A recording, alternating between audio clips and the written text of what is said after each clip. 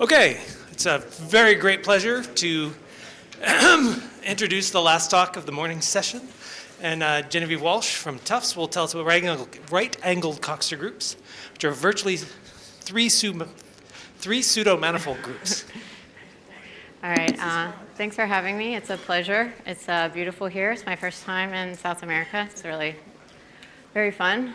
Let me just start off by saying all of this is joint work with Lorenzo Ruffoni, and that's also been a pleasure. And most people probably know what a right-angled Coxeter group is, but let me just, for the sake of completion, give you the definition. So if I have a graph, which consists of vertices and some edges, then the right-angled Coxeter group on the graph is just a graph with a group with the presentation, the vertices are the generators, and all the vertices squared are the identity, and VI, Vj equals Vj, Vi, exactly when Ij is in my edge set. Okay, so this is a really well-studied class of groups. Give us a lot of intuition about geometric properties that hold for manifolds and other types of groups. So there's a natural, when I have a graph, I can take the flagification. So if I have a simplicial complex, I'm going to denote by WL, because I'll be really thinking about the simplicial complex as the right-angled Coxeter group on the one skeleton. And there's a good reason for thinking about this this way. So Davis, given a graph L, he produced a space for, a graph like L1. He produced a space for W sub L, where W sub L acts geometrically.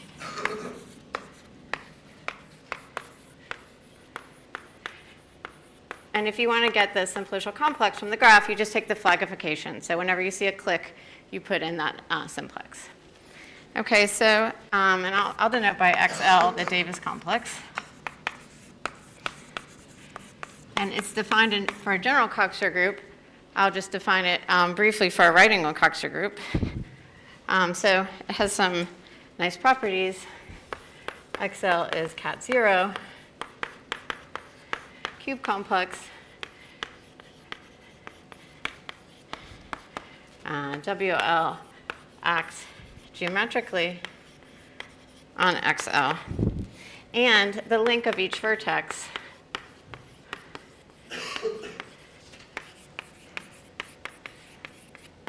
is the simplicial complex L. So this is what makes this really nice. So let me just describe this.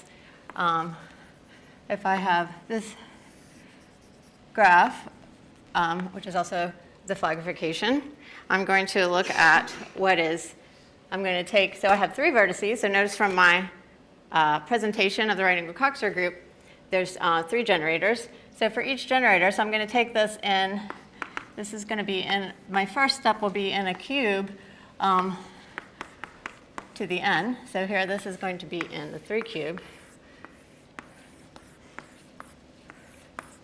And if I just sort of cheat and label these x, y, and z, then I'll put in the edges that are parallel to all these generators. So I'll put in all these edges. Here's maybe the x edges this way, the y edges, and the z edges. And then in addition, I'll put in the higher dimensional faces that correspond to clicks in my graph. So if I have like the YZ, I'll put in the YZ faces, which are like those faces right there. This is an intermediate cover. This is not XL, usually called PL. I'm reserving P for something else. And then XL is the universal cover. Universal cover is this thing. It equals XL. So in this case, it'll look something like this.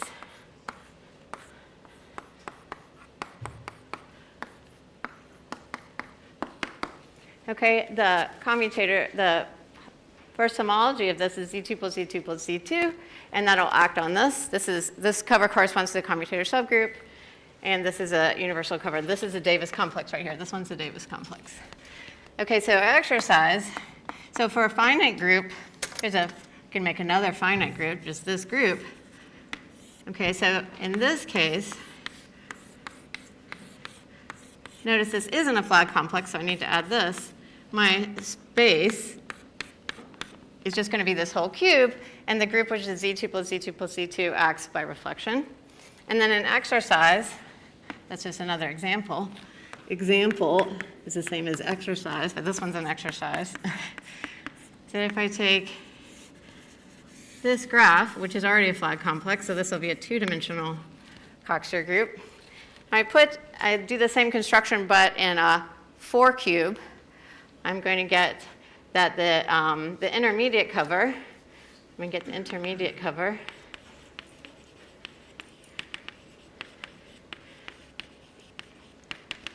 is a torus, and the universal cover is a flat.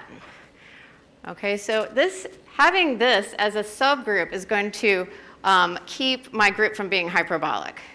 Okay, so if I don't have a square, I'm going to call my simplicial complex no square. Okay, if there's no induced square. Okay. All right, so notation. L is flag no square.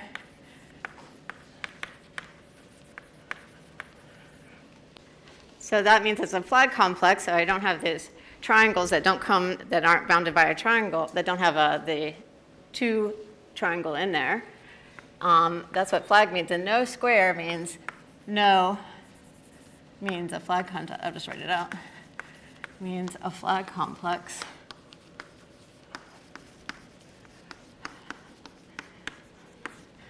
with no induced square.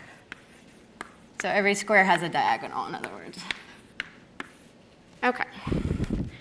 So now I'm going to restrict, so this is all right angle Coxeter groups, I'm going to restrict to a very specific class. Okay, from now on,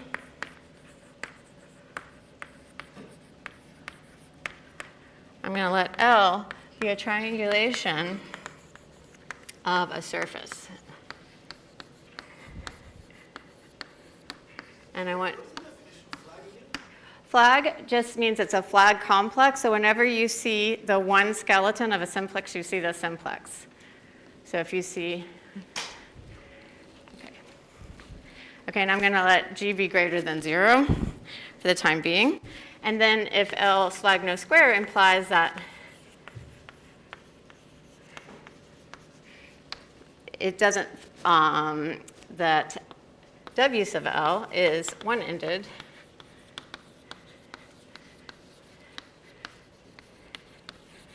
and word hyperbolic.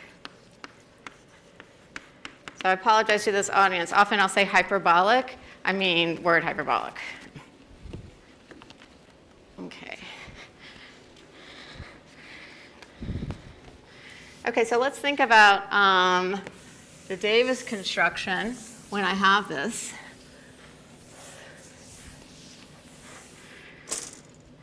Okay, so XL, so I have a triangulation of a surface. Okay, so in particular, my maximal dimensional simplices are triangles. So this is going to be, XL is going to be a union of 3 cubes.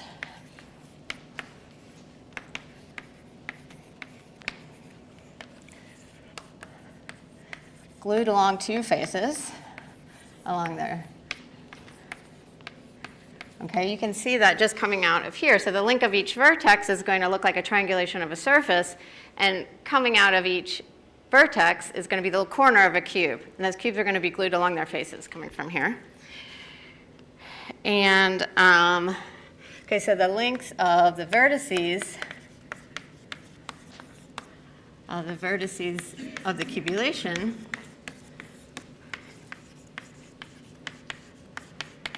are surfaces, and all the other lengths are spheres. the lengths of any other points. In particular, they're copies of S2, because along an edge, I'll just see like a fan of cubes around it. And in particular, I'll have to have more than 4. Okay, so there's greater than 4, because it's Splagno square, I have to have more than 4. Okay, so there's more than 4 cubes around each edge, which is important for us.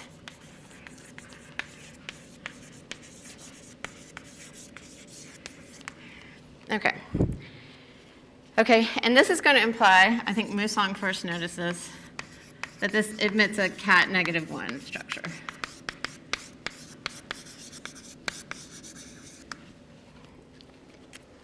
Okay, so this is a really beautiful object, and this is an example of a pseudo-manifold, this XL, which is the universal cover. So there's no torsion in this. So let me say what a pseudo-manifold is.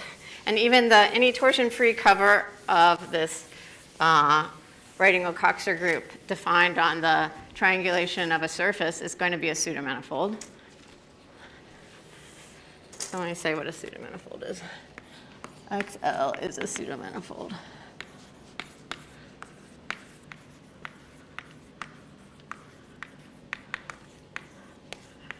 Okay, there's a couple of varying definitions. I'm going to take the simplest one, just a connected polyhedral complex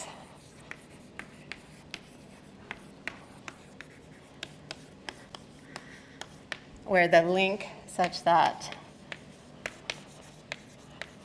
one link of every vertex is a closed, connected, orientable. So I could have dropped any of these words and have variations. Surface. Okay, but today we'll just be dealing with these.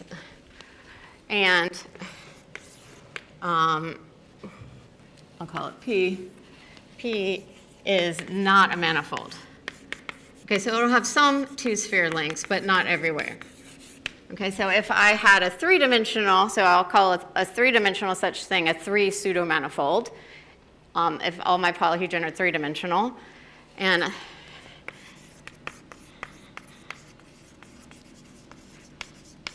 just three-dimensional polyhedron.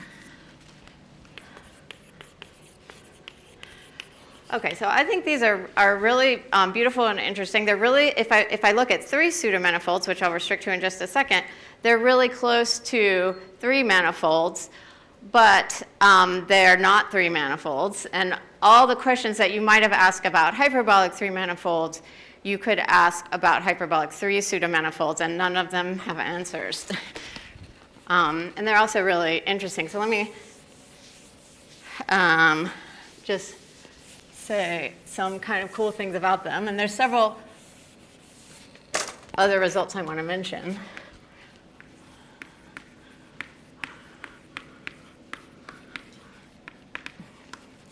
Okay, so one for an example. So if you take a finite index, I'll say a subgroup of WL, and I have that acting on XL, this is going to give you a compact pseudo-manifold. This is a compact 3 pseudo-manifold. So the Davis complex has the lengths of each vertex is equal to the flagification of the graph. So if I start with a triangulation of a surface and extend to a triangulation of S3, where that surface is like the Heegard surface, for example.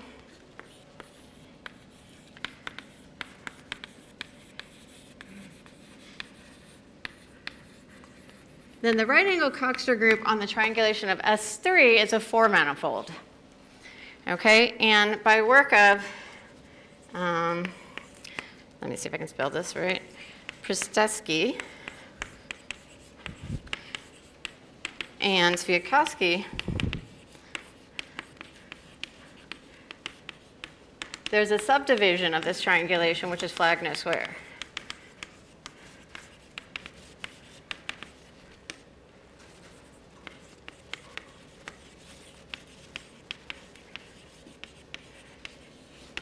Okay, so this Coxeter group on the triangulation of S3 is virtually a 4-manifold. Okay, so if I take a torsion-free cover, I'll just call it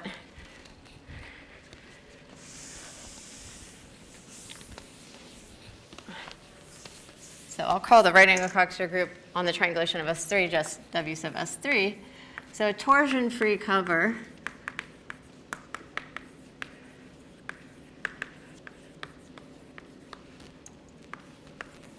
of WS3 acting on the Davis complex. So I take the Davis complex, I act by this right-angled Coxeter group, I get this quotient object, I take a torsion-free cover of this, is a hyperbolic 4-manifold, word hyperbolic.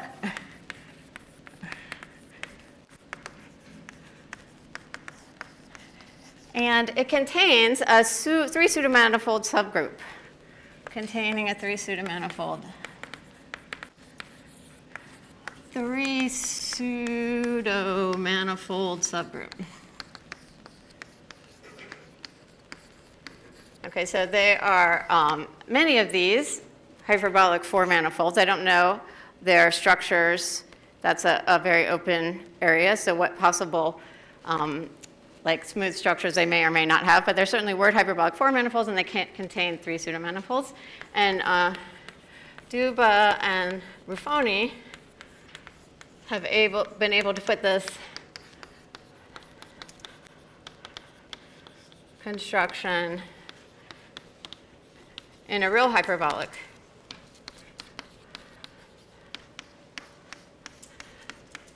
Four manifolds using the 120 cell. Okay, so here's a very natural way of producing word hyperbolic 4 manifolds, and many of them this way contain a 3 pseudo-manifold subgroup. So I think it's an interesting question, like which word hyperbolic 4 manifolds contain 3 pseudo-manifold, I'm going to have to get an abbreviation for this, subgroups. Okay, so that's just a little advertisement for 3 pseudo-manifolds. Oh, and let me just say a few more things about them.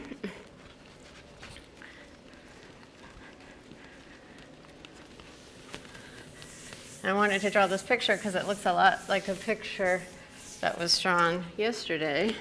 So a pseudo-manifold, and I'll look up in XL, which is this universal cover. It's looking like a 3-manifold. And then as I'm taking my rays going out from infinity, I go out and I see a vertex length that looks like a surface. Okay, and then the directions that I can go from that way, I have a whole surface's worth of direction. So I have a SG worth of directions.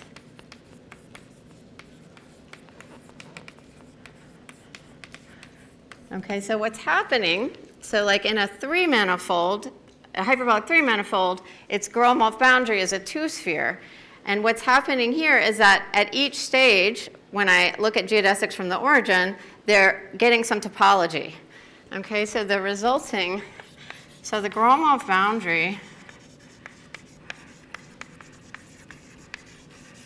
of, I'll just say word hyperbolic 3 pseudo-manifold is a tree of surfaces. This is in sort of Sviatkowski's language, or what's sometimes called a Pontryagin sphere. It's not a sphere, and I don't think Pontryagin did it, but that's...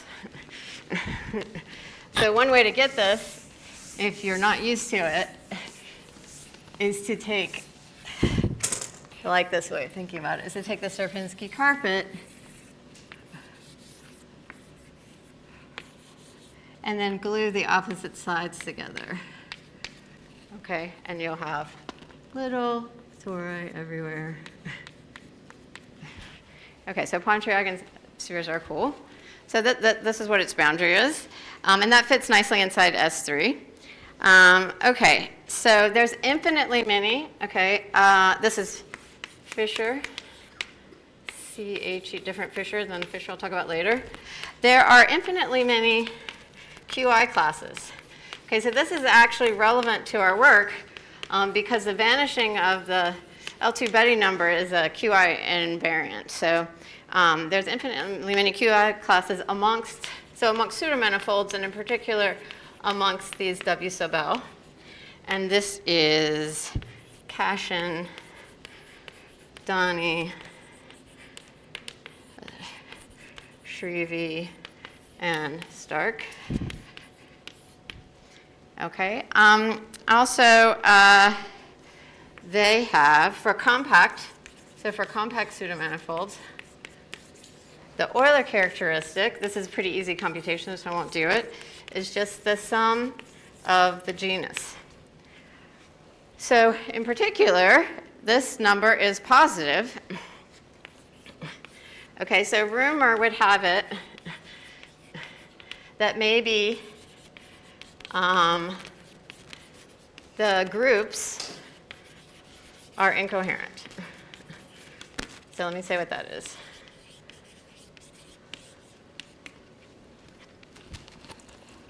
Okay, questions about how cool pseudomanifolds are? No, okay, good. P here is a compact 3 pseudomanifold. Yeah, thank you. And the Euler characteristic, you can, when you remove a neighborhood of the singular locus, you're going to get a hyperbolic manifold with boundary. And then you're going to cone it off, and that's how you can compute the... So when you say order hyperbolic, actually it's locally cut -1, right? That's not always.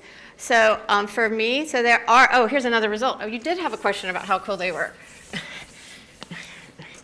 Not all 3 pseudomanifolds are cubulable.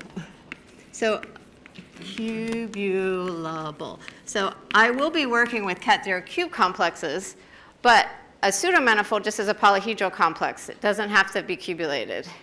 Okay, and this is work in progress, Manning and Ruffoni. Okay, but I will in just a second be restricting to the cubulated ones, and those are really the ones that we work with. Okay.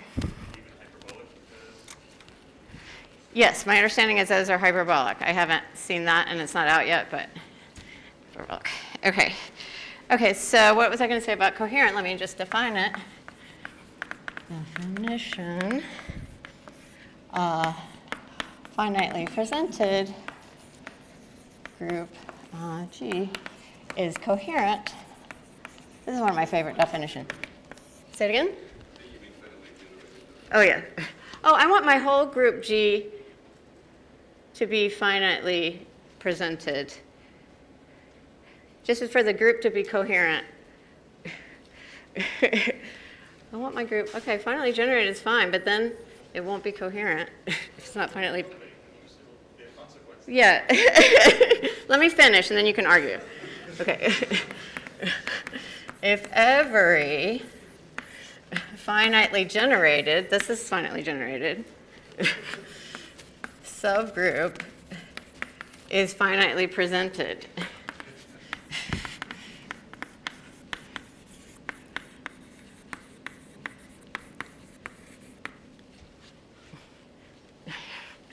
Okay, good. Well, I mean, yeah. And then if not, if there is some finitely generated subgroup that is not finitely presented, then G is incoherent. And the subgroup is called a witness. The subgroup which is finitely generated but not finitely presented is called a witness.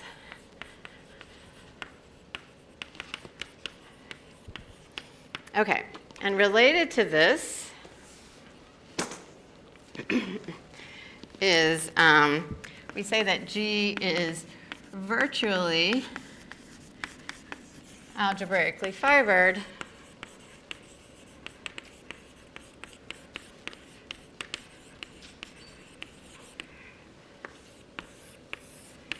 if there exists a finite index subgroup G prime, and G prime surjects Z with finitely generated kernel. Okay, so this is an analog if I'm a hyperbolic 3 manifold, then I'm actually fibered because the kernel will have to be the kernel of a surface. Okay, so that's like the group theoretical analog of fibering. Okay, so now I think I can state some theorems. And I will end on time because lunch is important, and the lightning talks are even more important. All right, some theorems.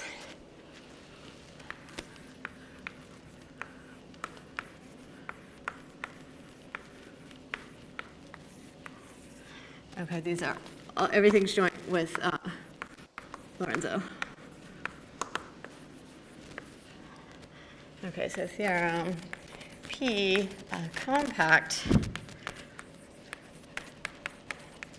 locally cat -1. So this means that the link of each vertex is flag and no square, 3 cubulated.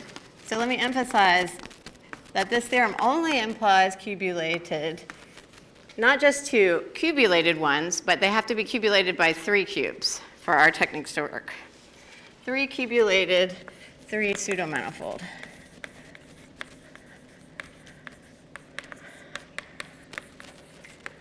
Okay. Then pi1 of P is virtually algebraically fibered.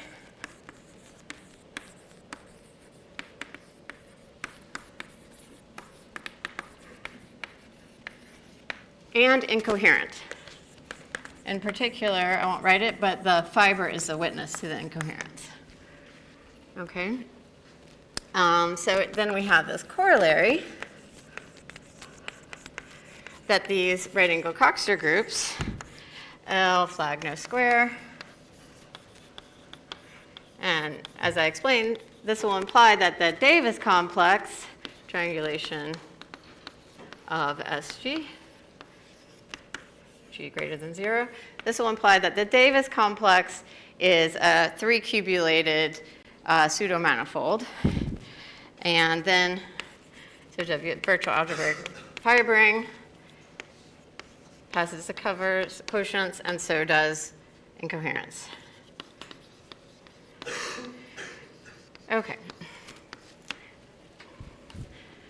So let me just say, before I explain all the words in the result that gets us these results pretty much immediately, let me just say what that is before I explain what it means, so some people will know. So the tool that we use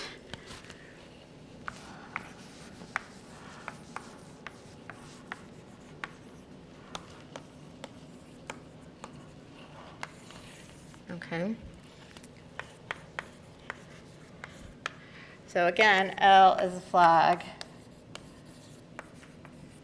no square, triangulation of SG.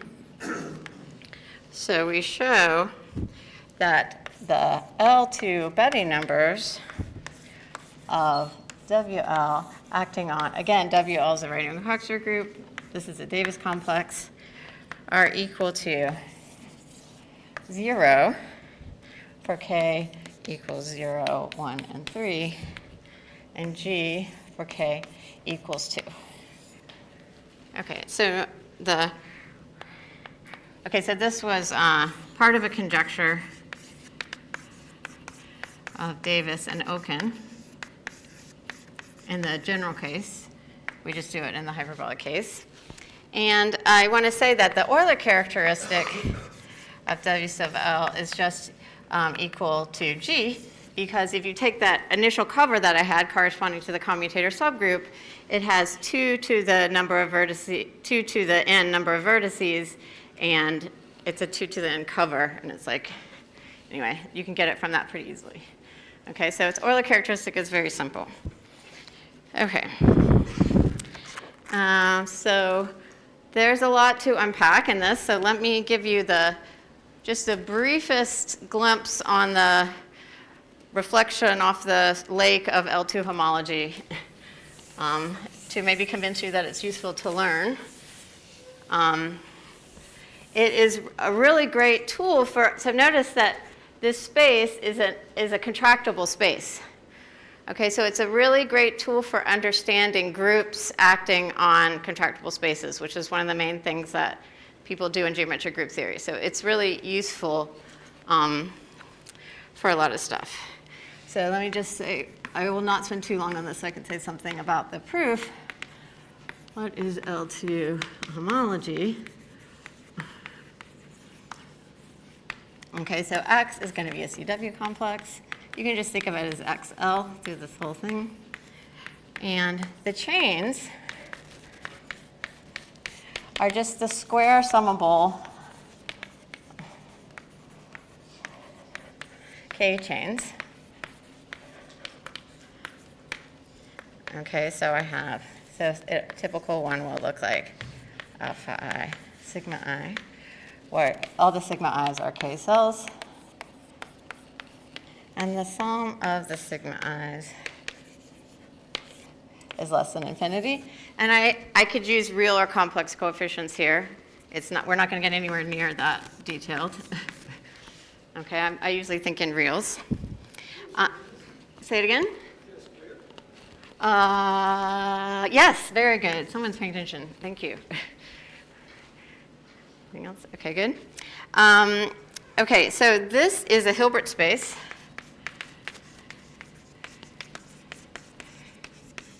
Okay, and so I'm going to ignore the group acting on it, but if there was a group acting on it, then it's actually a G Hilbert space. Okay, it's actually a G Hilbert space. And if I had, like, say, the universal cover of some nice compact cell complex with, say, 2 cells downstairs, then these, I can think of these as like 2 copies of L2, sort of like you do with the homology of a cover. Okay, so I can index those by the copies of L2G. All right, and then, so I can extend I'm going to have like a normal chain. Okay, everything's going to be totally cool. This is going to go to CK minus 1, 2, etc. So I have a normal chain complex, and I have a normal boundary operator, which is a just extend by linearity. I'm not even going to.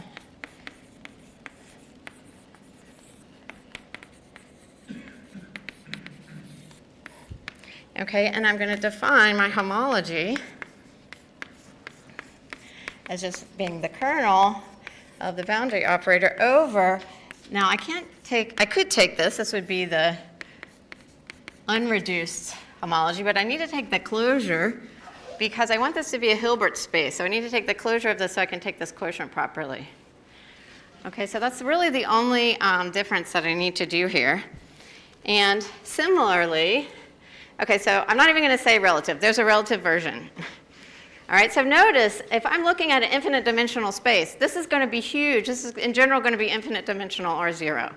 I still haven't gotten I haven't put G into the action yet. This is just like playing around. But let me just say some things about this. This homology is invariant under subdivision. So I had a cell complex, remember?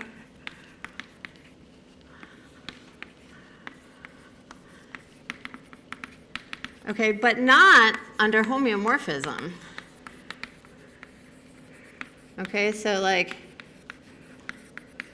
if I take some cellulation of R2, it's 0-dimensional, and I take a cellulation of H2, it's infinite dimensional. Okay, that's invariant under some nice group action. So don't do that. So you have to be a little bit careful about the group. So let me just say about the Betti numbers. Okay, so this is going to be a Hilbert G module. So I said a little bit about why that was a Hilbert G module. It turns out that this is also a Hilbert G module, which means it comes with an embedding. I'm just going to say these words, so I said them. It comes with an embedding into L2N, and there's a dimension, which is basically like the trace of the projection matrix, which tells you a dimension of that subspace, and that's the Betti number. So it's a Hilbert G module, and this dimension is going to depend on G. So the Van Neumann dimension, which depends on G, because it's going to depend on what G I take as a Hilbert G module, is the Betti number. Okay, you don't need to know anything about this because, at least to understand this talk, I'm going to tell you some facts about this. Okay, I'll put this G. Okay, so I'm always going to, when I talk about Betti numbers, I'll always talk about a G acting on it because it depends on the G. Okay, let me just tell you some facts about this that might make you like it more than the definition, and also will help you understand why it's useful for incoherence and thinking about covers. I erased my, I probably wasn't supposed to do that. Okay, some important properties.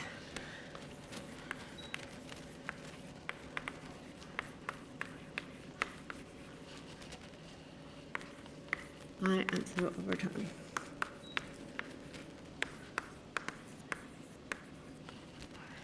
All right. Okay, in general, I'll still have my G acting on X, and geometrically with the free cellular action. So the dimension of G, so this von Neumann dimension, which I also call dimension of G of H2K of X. Okay, the dimension of G of H2K of X is going to equal 0 exactly when it is trivial. Okay, so this is key for us because it turns out with the Euler characteristic argument, we're really only going to have to figure out one. Okay, so we just want to figure out that something's 0, so we don't have to actually worry about the von Neumann dimension. We're just going to show that the actual Hilbert space is trivial. We won't have to think about the von Neumann dimension. And the other thing is that unlike regular Betti numbers, is that if GH is less than infinity, then the Betti number behaves multiplicatively like the Euler characteristic.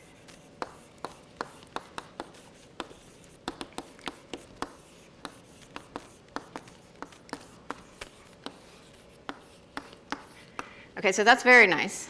So in general, we spend a lot of time figuring out what happens to finite index covers of 3 manifolds and their homology. This is all figured out. And then if the Euler characteristic, which looks a lot like X, of X mod G, is just equal to the sum, alternating sum. So we have, this is a nice condition that we have in regular Betti numbers.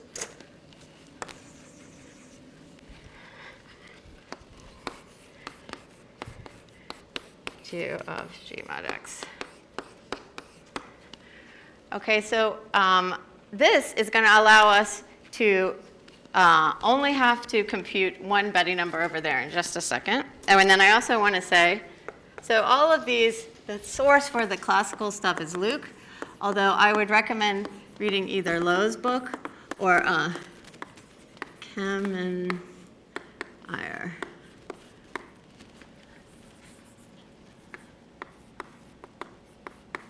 Did I write down his name? I didn't.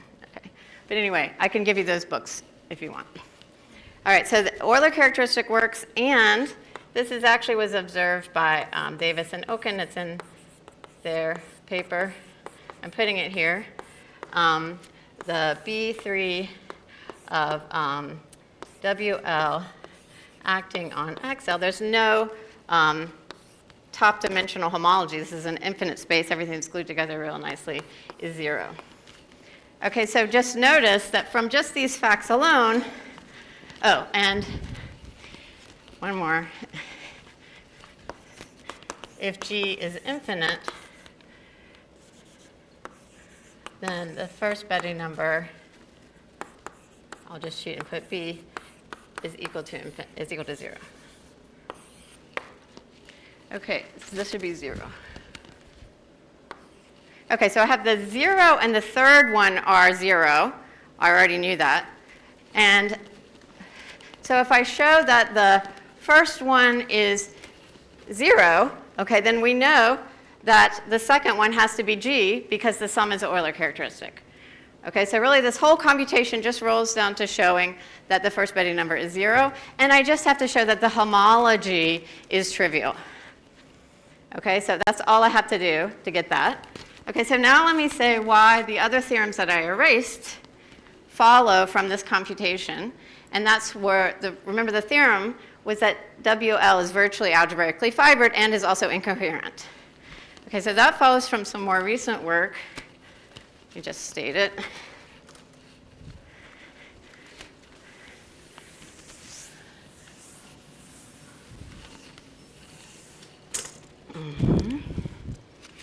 Blah, blah, blah. Oh, yeah.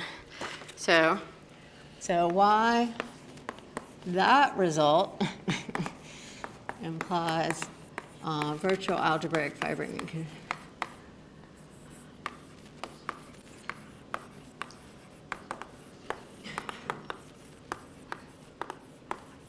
And incoherence. Okay, so Keelek showed that if G is infinite and virtually refers, so don't have time to say what virtually refers is, but it holds for, this is known to hold for right-angled Coxeter groups since Ian wrote his paper about it, and later it's been known to hold for cubulated hyperbolic groups by a lot of work. But anyway, it applies to all the groups in this talk.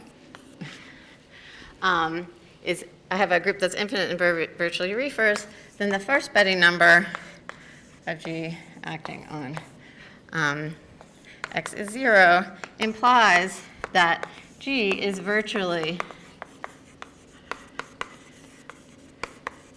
algebraically fibered. This is actually an if and only if, but this is a part I need. Algebraically fibered. This is a new part. Okay, and then Fisher, S-H-E-R, no C in this one. This is more recently, showed that if in addition, so all this holds, and my G is going to be finitely presented. If in addition, B2 of G acting on X is not equal to 0, then it's not even FP2Q, but in particular, then the fiber is not finitely presented.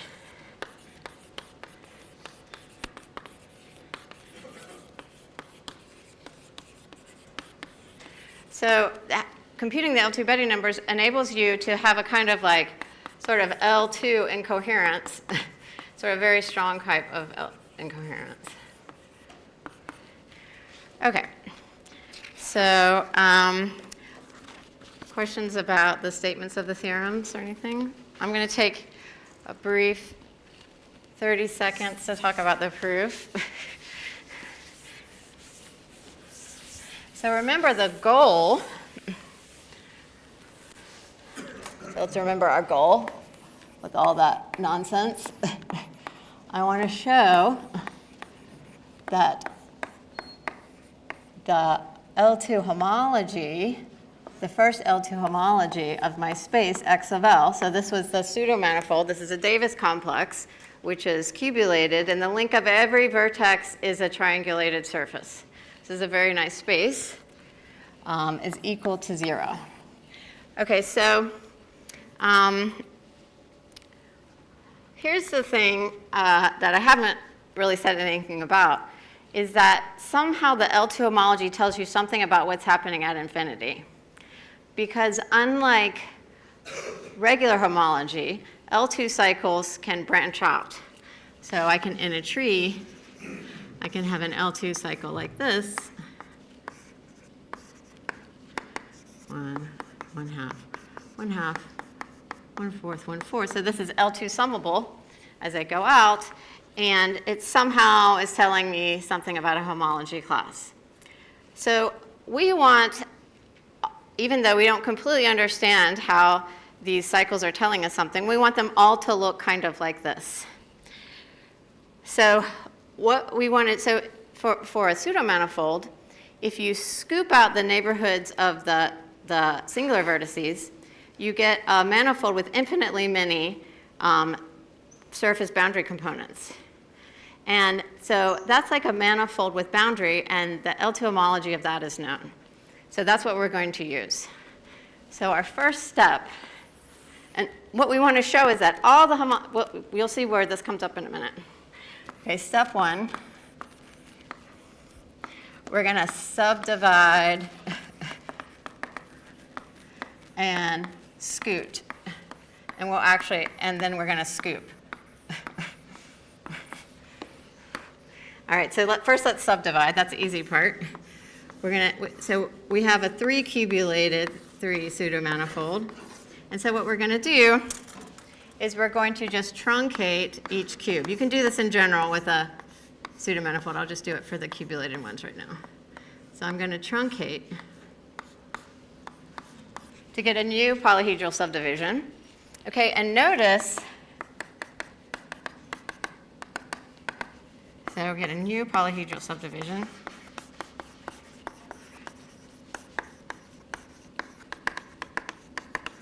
And the cone on the link of a vertex is a subcomplex. Okay, so I can see and that's, remember, the link of each vertex is a triangulated surface. So now what I want to do is I want to scoot. So I have one cycle, and I want to scoot it off of the singular vertices. Okay, it'll be a collection, its support will be a collection of edges in the one skeleton. So it's definitely going to go through those singular vertices because every vertex is singular. But after I did this, not every vertex is singular. So like these yellow vertices are still singular, meaning the link of them is a surface, whereas these orange vertices are not singular anymore.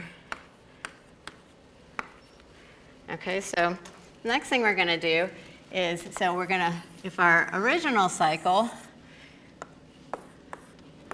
here's our original cycle, if it came in and hit something in the link and then hit the singular vertex and then went out some other way, I'm going to take a tree, a maximal tree in this triangulation, and that'll give me a path to move it over here.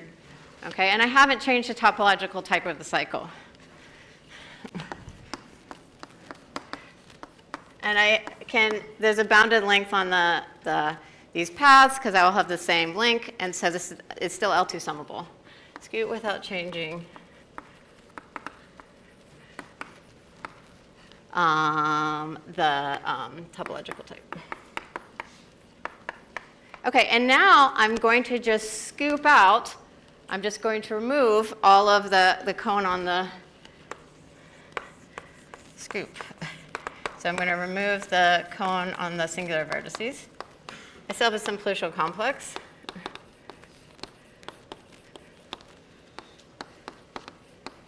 Okay, but now it's a manifold, so I'm very happy. Okay, so now I have a manifold. So now we can use other people's work on understanding homology of manifolds. Okay, so that was step 1. So step 2 is wishful thinking. So you wish. So let me just state a theorem that'll help you understand. If every class, so this is a theorem. If every class, every n h1, 2 of xl is supported on a forest, and by this I mean there's no loops.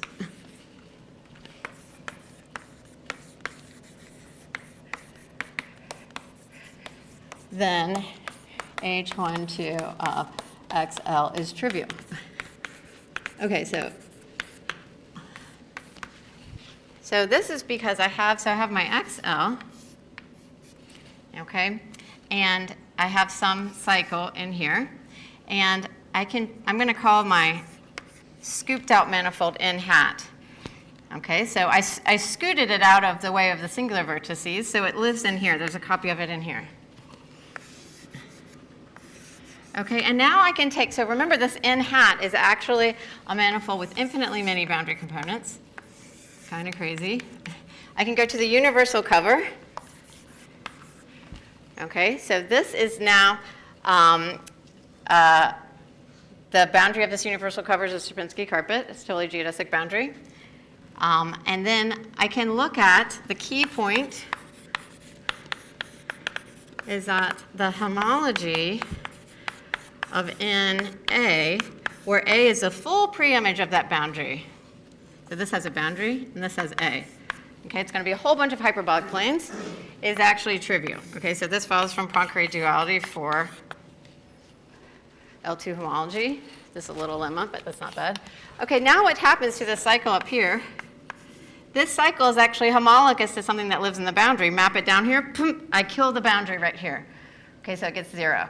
So not only have I not told you the proof of this, I'm also cheating in the way that it's actually, remember homology, I erased it. I need to be in the closure of the image. I need a quotient up by the, so I have to do some limiting arguments. But this is the main idea, okay, is that for a manifold with boundary, the first homology is 0, the relative homology is 0. All right, so that is the wishful thinking, and then you can guess what the last step is. I'm going to show that every cycle can be supported on a forest. So let me just say, draw my one picture, and then I'll stop, because it is 1 o'clock, and I'm so hungry. Okay. Okay, so the next theorem, I'll just call it a lemma. Every class is represented by a cycle supported on a forest without, I'll just say without loops. Okay, so how am I going to kill the loops? This is actually the hard part, which I say in the -1 minute of my talk. I like that. Okay, so I've got some loop. Okay, and we have a lemma is that every loop contains a spherical edge. And a spherical edge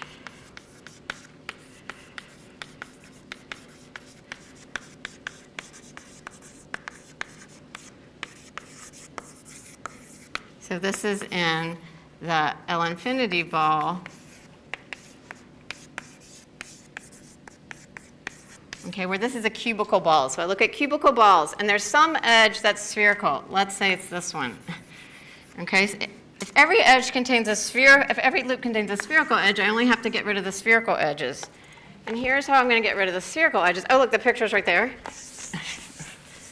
So with a spherical edge, we're going to use a flappy tree. So I'm going to get rid of it. You can make this even more beautiful by taking 2, but I'll just take 1. Okay, I'm going to get rid of it by taking at every stage. Okay, so this is like a 3-valent tree times I. Okay, and I'm going to label this 1. These will be 1/2, 1/2, and so off, 1/4, 1/4. Okay, so what I did is I took this spherical edge and I it out to the boundary like that. Okay, so I'm going to have all my homology represented by something that tells me something about the boundary. So the new boundary will just look like 2 copies of this.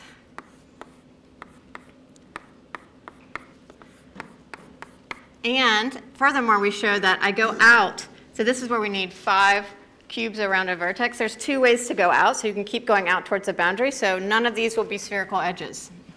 So you do that to all of your spherical edges, and you destroy every loop. Okay, I'll stop there.